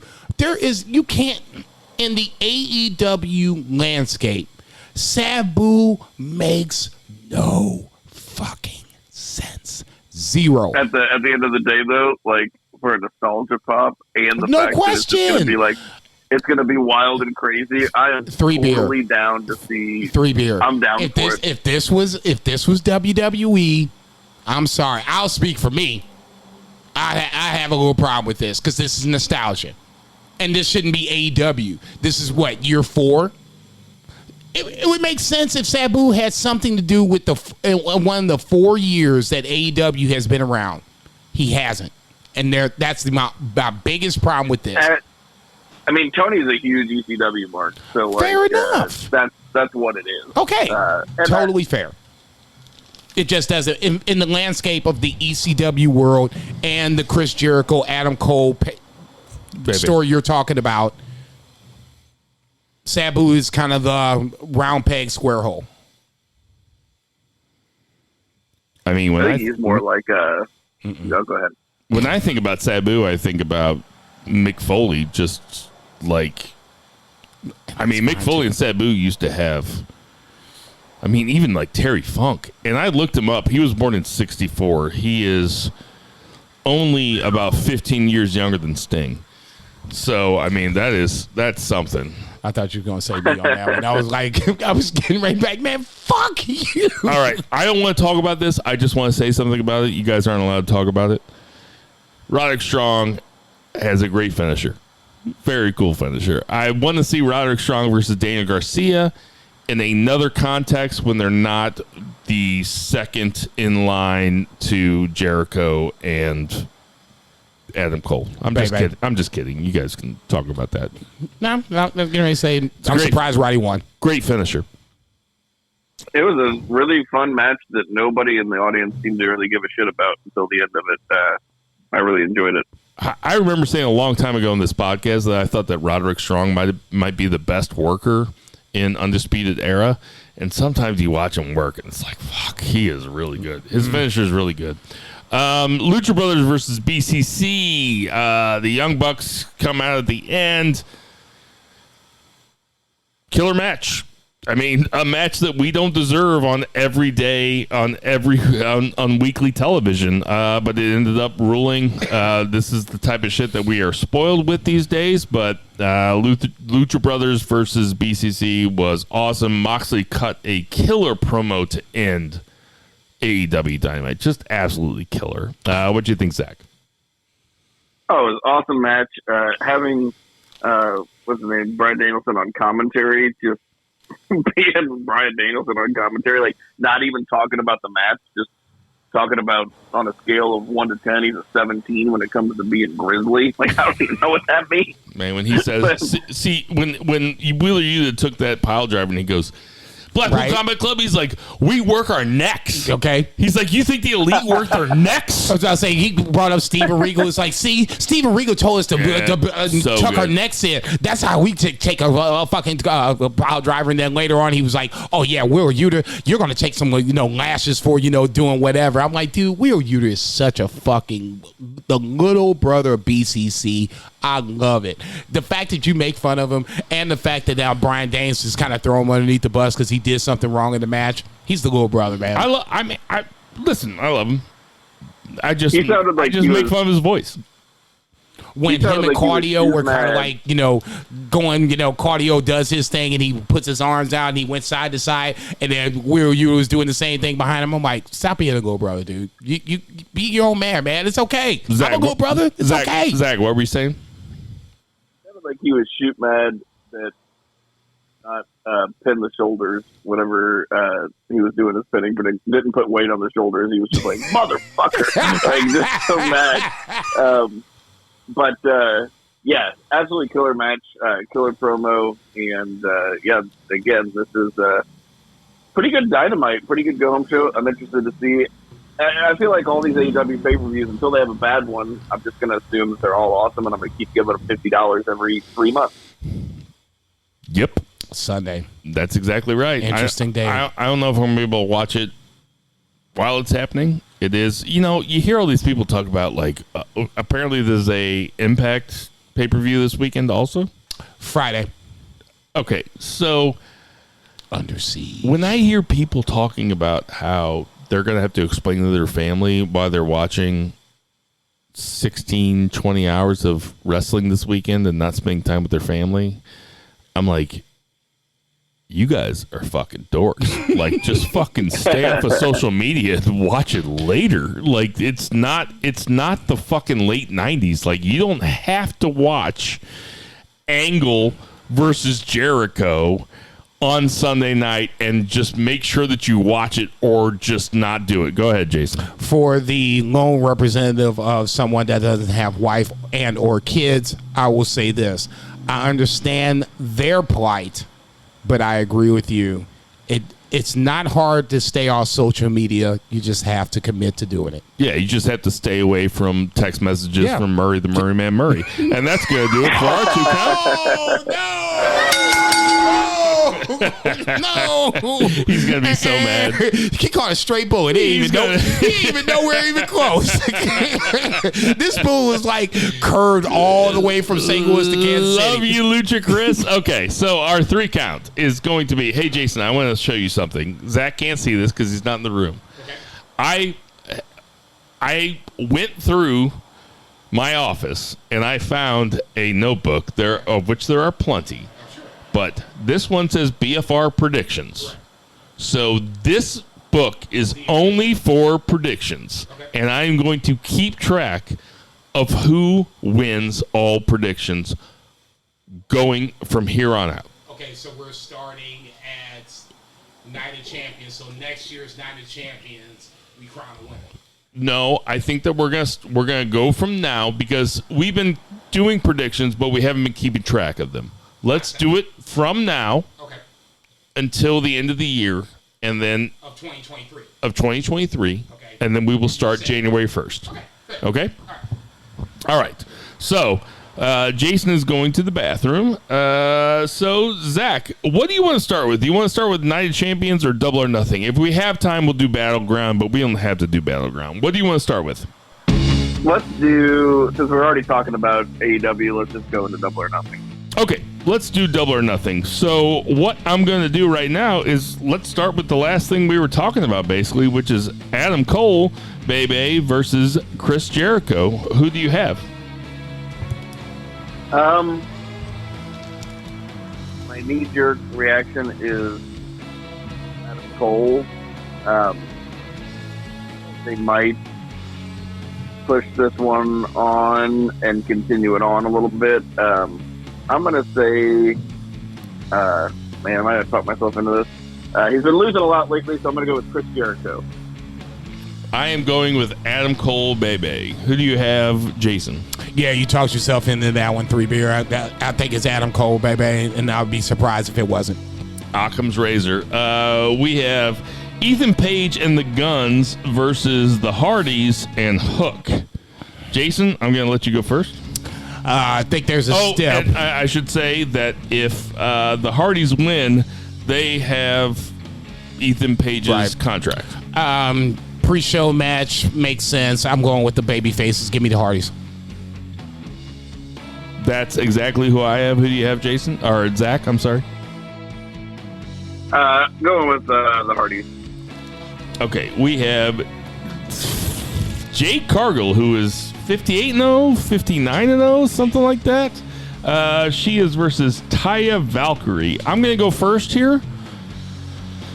I think it's time. I think it's time to take it off of Jade Cargill. I'm going to go with Tyra Valkyrie. Who do you have, Jason? I would love to go with Taya Valkyrie, but there's nothing that says to me that is going to change. I will take Jade Cargill. And who do you have, Zach Pullman? I'm going to echo Jason's sentiments and try to get my Chris Jericho point back and go with Jade Cargill. Dude, you know you're going to be right about Jericho anyway. Right. Like, it doesn't matter. Okay, so we have the Blackpool Combat Club versus the Elite. Zach, I'm going to let you go first. I am going to say that this is going to be the match of the night. That's my Stone Cold Lead Pipe block of the week, but this is going to be the match of the night. And I'm going with the Elite. I don't feel like you reunite the Elite. I was putting them over. I do think that the return of Adam Page to the Elite has been a little too understated for my taste, because I had talked way back when about how this is like the biggest storyline that you could possibly do is the reunification of the Elite. It just feels like it just kind of happened, and now we're not really dealing with it all that well. So let's give them a big win.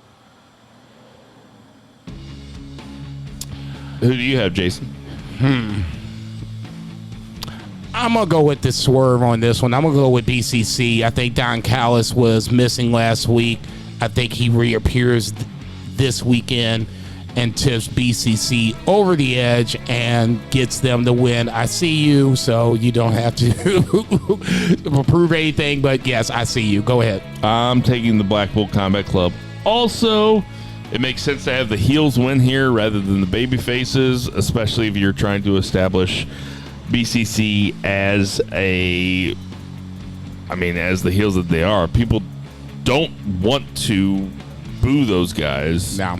But they're trying. They're trying their best. No, this might be a good way to do it.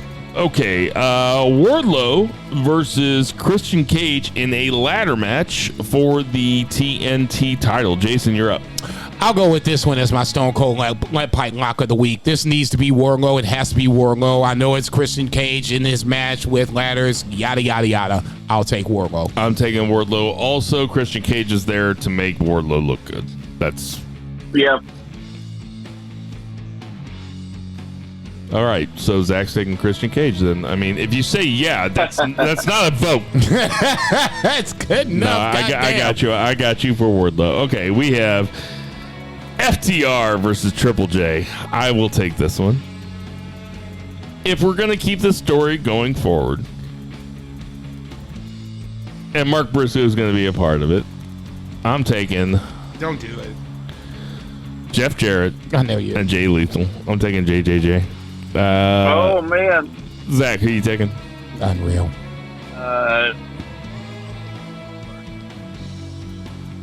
I think you broke up there for a second. What'd you say? Did you say JJJ? No, I'm taking FTR. I'm with you on that one. I was like, wait a minute. He really disappeared did for like 30 seconds. I was like, what'd you say? He really did break up for a second, though. I swear to God. He was like, I'll take... And you stop, and then like everything stopped for a second. I was like, what the fuck did you just say? What the fuck did you just say? Say it in the mic, motherfucker. You taking, Jason? You know who I'm taking, man. I'm taking FTR. You bet not. I swear to God, you bet not going to have Triple J win these tag team titles. Horse shit. So we have Jamie Hayter versus Tony Storm. I'll go first because I feel like, in the interest of fairness, I have heard that Jamie Hayter, through my contacts as a journalist, I've heard that Jamie Hayter is hurt. Correct. Injured. Correct. This has shenanigans written all over it. I'm not sure where the shenanigans are going to go. I think it makes sense to take it off of Jamie Hayter right now. I am taking Tony Storm. Who you got, Jason? You haven't seen Jamie Hayter in a while. They referenced the injury. Ultimately, you want Britt Baker to be the one to either take it or face Jamie Hayter, but that's not going to be the case. I agree with you. If it's not Tony Storm, I would be stunned, but I would agree with you. I'm taking Tony Storm as well. Zach? I think I'm going to take Jamie Hayter as a point of differentiation, mostly because I feel like they haven't done enough with her yet to take it off of her. So, okay, fair enough. So now we have the Blackjack Battle Royal. I didn't know how to do this, so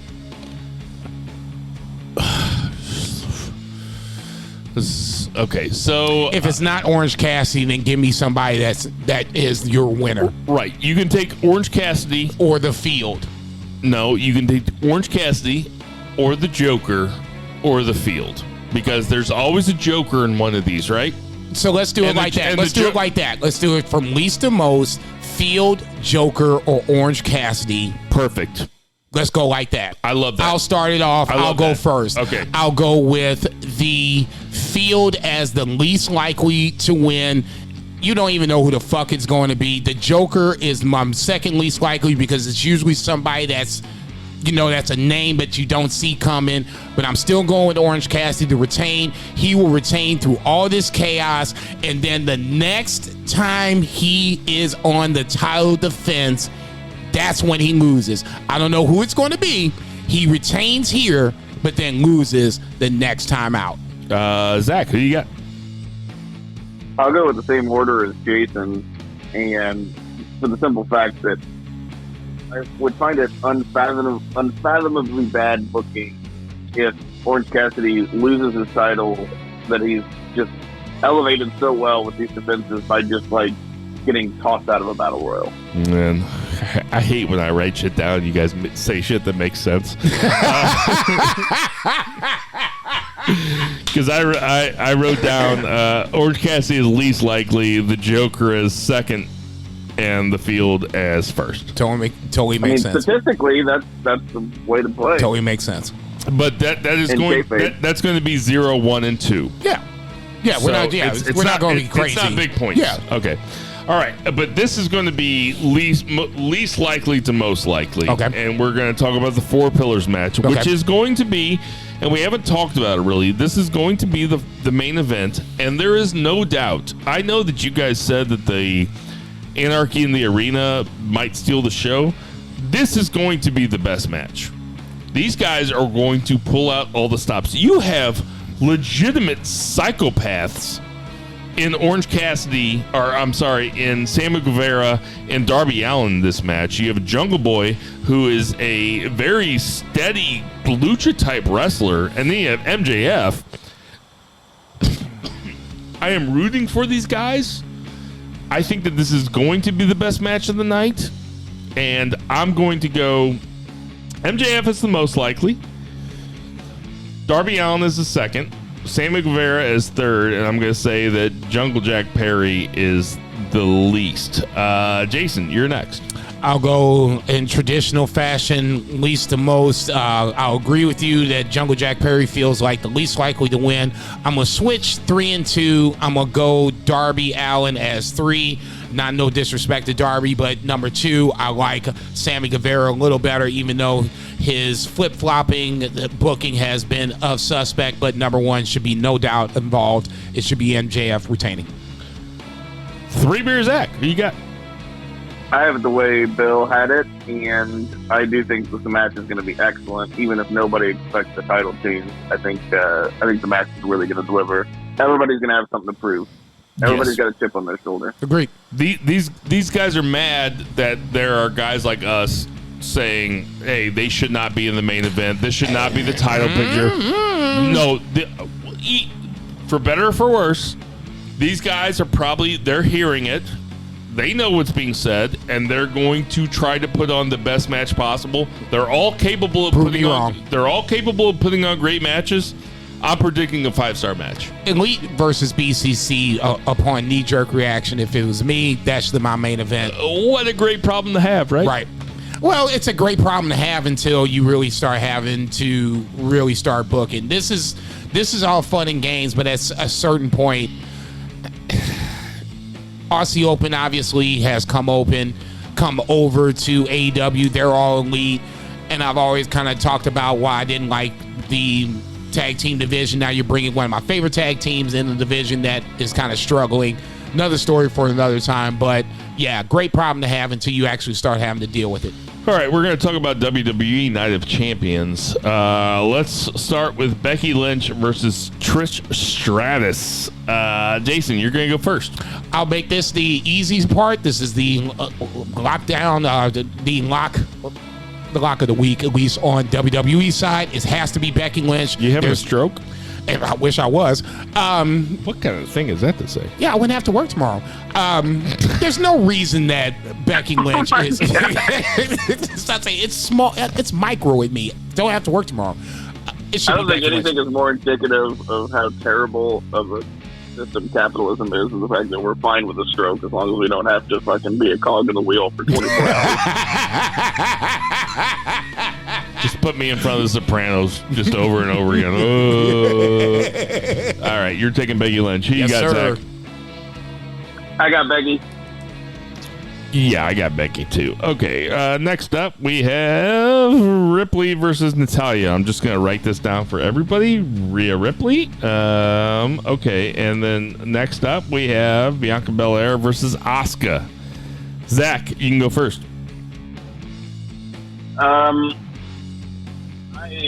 feel like I picked Asuka last time, and I thought it might happen. Nah, I'm gonna stick with Bianca. Let's say if you're gonna start doing that shit, man, turn your motherfucking mic off. I don't know wherever Terry is, but turn that shit off, goddamn it. Jason, who you got? I gotta take Bianca on this one. I mean, a title switch has to change. Bianca has the wrong title. I'm taking Asuka. I don't know what's wrong with me. What is wrong with me? I'm proud of you. No, you should. No, honestly, It's so stupid, though. It's really not, because Asuka should be somebody that should be able to beat Bianca Belair, but the booking of Asuka makes me take a pause. Now, all of a sudden, why are you going to do it now? Well, you could have did this at WrestleMania. All right. We have Gunther versus Mustafa Ali. I have Gunther. Zach was texting me earlier. He's taking Ali. Maybe if he was facing somebody that's not Gunther, but they are in Saudi Arabia after all. True story. Can we...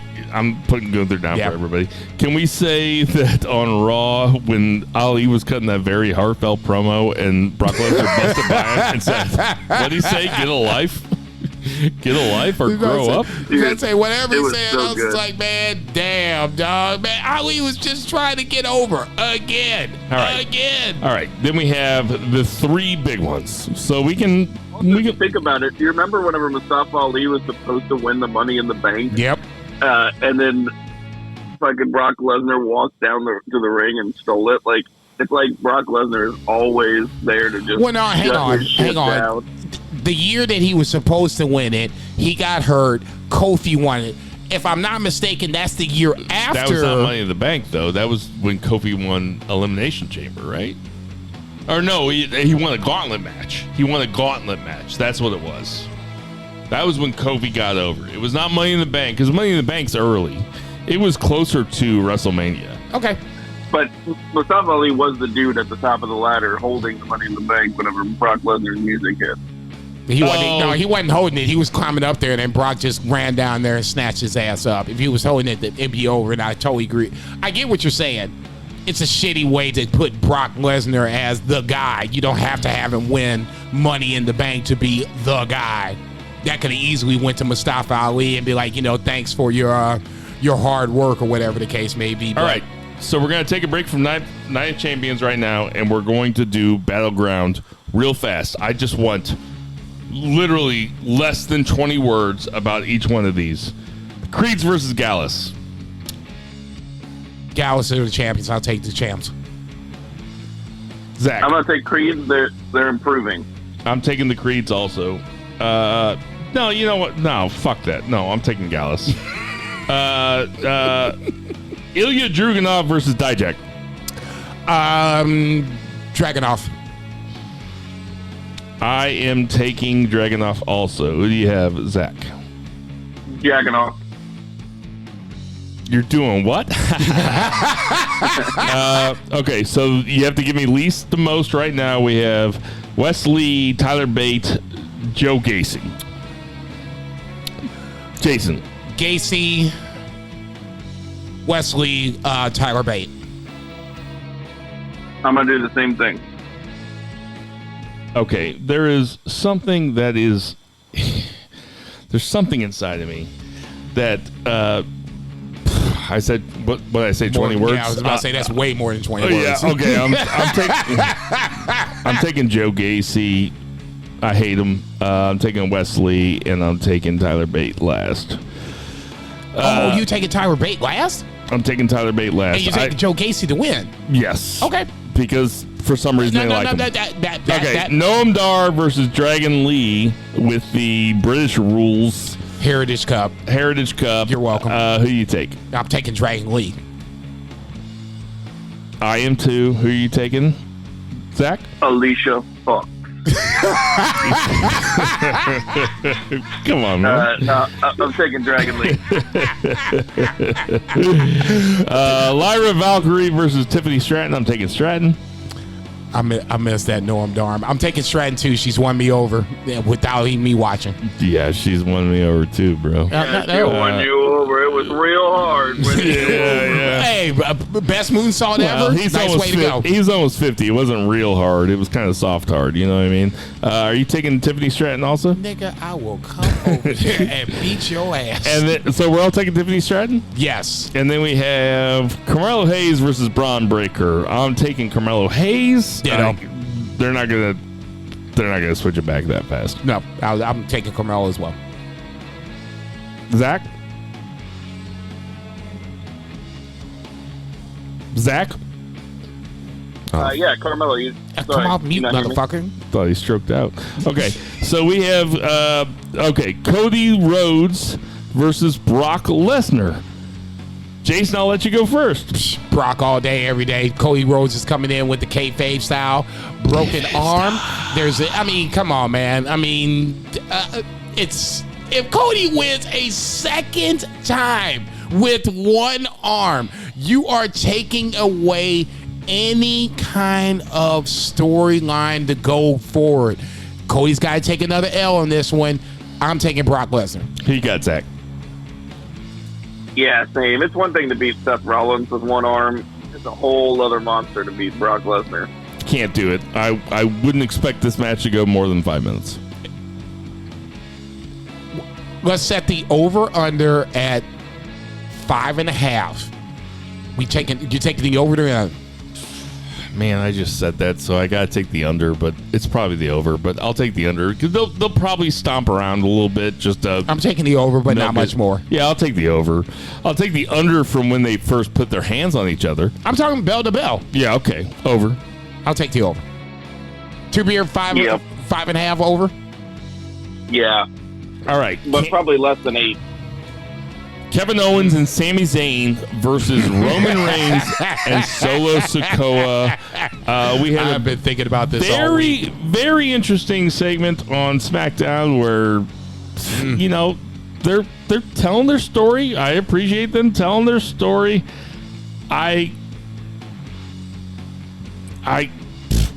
Hold on, let me go first. Just give me a second. Take your time, baby. I've only been thinking about this for a whole week. No shit. All week long. Listen to Brainbuster Boys. They was talking some shit about this, man. I am going... Who are the Brainbuster Boys? Are they on Visionary Global Media? Yes, okay. sir. Good. Yes, sir. Good. I didn't want you shouting out a podcast that wasn't on our network. Come on now. I am going to take KO and Sami Zayn. Zach, you're up. I'm going to go with them. I had kind of originally planned on picking Roman and Solo because it's just such a, masochistic choice. But Zach, you didn't listen to last week's podcast. Jason and I definitely went through this about how cool it would be if Roman was walking around with 4 belts. Yep. And actually, you know that he would hold Solos too, because so he'd have like 6. No, Brett even gave you credit. Was like, I love Bill's idea where the Usos would be holding the tag team titles. The Brainbuster Boys? Yeah. Oh, that's not. Yes. I'll start listening to their podcast. I was going to say, they gave you all kinds of credit. It was like, I love the fact that Brett was like, I love the fact that Bill was like, the Usos would have to hold the tag team titles when they weren't the tag team champions. If Roman just threw the belts at those motherfuckers, it's like, you carry my belts now. Whew. That makes me want to switch my pick. Good. Who you picking? I originally wanted to do that, and I still want to, but I'm thinking that this is a way for them to finally pin Roman Reigns and set up another challenger. And I think that the Syrian Canadian Muslim Sami Zayn is going to get the pin over Roman Reigns at Night of Champions, and this is going to never make it out of Saudi Arabia. I mean, to tell you down, you acting like he shouldn't be coming in to begin with. They're going to behead that motherfucker. Oh my God! Who are you taking? He was at Mecca like today. Jesus Christ! Pray for his arrival to come back. But I think that this will set up a rematch, and it will also begin the crumbling of the bloodline from the inside out, because it'll be like the chink in the armor. And then we can set up another Sammy Roman match for like Survivor Series or something. Who do you have, Jason? I really wish I would went before Zach, because I was going to take the bloodline and would have had no reservations about it. Now Zach has kind of got me on the fence, but for the sake of not going the same way, I'll take the bloodline. I know it's not going to happen, but God damn it. No, we all know it's not going to happen. It definitely could happen. It is up in the air. For the fact that I'm even saying that I'm taking them, it's not a slam dunk. And that's not even an issue, but it's the intrigue of the match. All right, Jason, I'm going to let you decide if you want to go first or last here for Seth Rollins versus AJ. Yeah, it doesn't matter. I already know who I'm picking. It doesn't even matter. Who are you taking? I'm taking Seth Rollins. I am taking Seth Rollins also. Who are you taking, Zach? I'm taking Seth. Fuck, really? Well, then I want to take AJ. There's nothing that... There are 2 feuds that are ready made for AJ at SmackDown, because Grayson Waller started talking shit to him. Agreed. And Karrion Kross did that whole thing where SmackDown before... It's the Friday before their Saturday. So to me, that's all. They're setting up Karrion Kross to lose to AJ to build him up for Seth Rollins. Okay. Well, that's our predictions, guys. That is 22 matches that we just predicted. Nice job. You're welcome. Listen, I would love to sit here and talk wrestling with you guys for another 2 hours, but that's going to do it for our 3 count. Somebody gotta go. Hey, everybody, we got some birthdays this week. Alberto Del Rio is 46. Roman Reigns, happy birthday, is 38. Bo Dallas is 33. Eric Bischoff. Hey. Friend of the show. Friend of the show. Let me ask you guys this. Who do you guys think is older, Eric Bischoff or Jake the Snake Roberts? That's an amazing question. Man, that's some fucked up shit. I'm going to go with Eric Bischoff. Trick question. They're the exact same age. Thank God. Well, Jake Roberts is like 2 days younger. Even better. They're both 68. Natalia is 41. Seth Rollins is 37. Pete Gas, and the only reason I put Pete Gas on here is because I got made fun of on Twitter for not knowing who the fuck Pete Gas is, but really the truth is that Pete Gas should be made fun of who you are. Who the fuck I am. Okay. Isn't that right? Respected journalist, baby. The Brian Kendrick is 44. He's my age. God damn. He's way. I would like to talk to him about JFK someday. No. Nia Jax is 39. Hornswoggle is 37. I already said Jake Roberts. No Way Jose is 35. You know, he's. Jose. No way. Jose. Working at the. No, Working at the Chili's. Working at the Chili's on the fry side. And Montez Ford is 33. Hey, everybody, we know there's tons of podcasts to listen to, so we appreciate you guys listening to our podcast. Good shit, fellas. For Murray the Murray Man Murray, for Check. Lucha Chris, Check. for Patriot Pat, Check. for Joey O'Farrell, Check. for Vice. Check. Who am I forgetting? For Soul Taco, Check. for JJ Twigs, Check. I guess. Yeah. Don't support them. They don't support us anymore. For Jason's Cats, Yes. They're hiding somewhere. Check. for 3 Beers, Zach Bowman, for Jason Cornelius Bell, Konnichiwa, bitches. Black Lives Matter, support your Check. local weed dealers, and boo the heels. Boo, bitch. If there's drug dealers to support, go ahead and support them.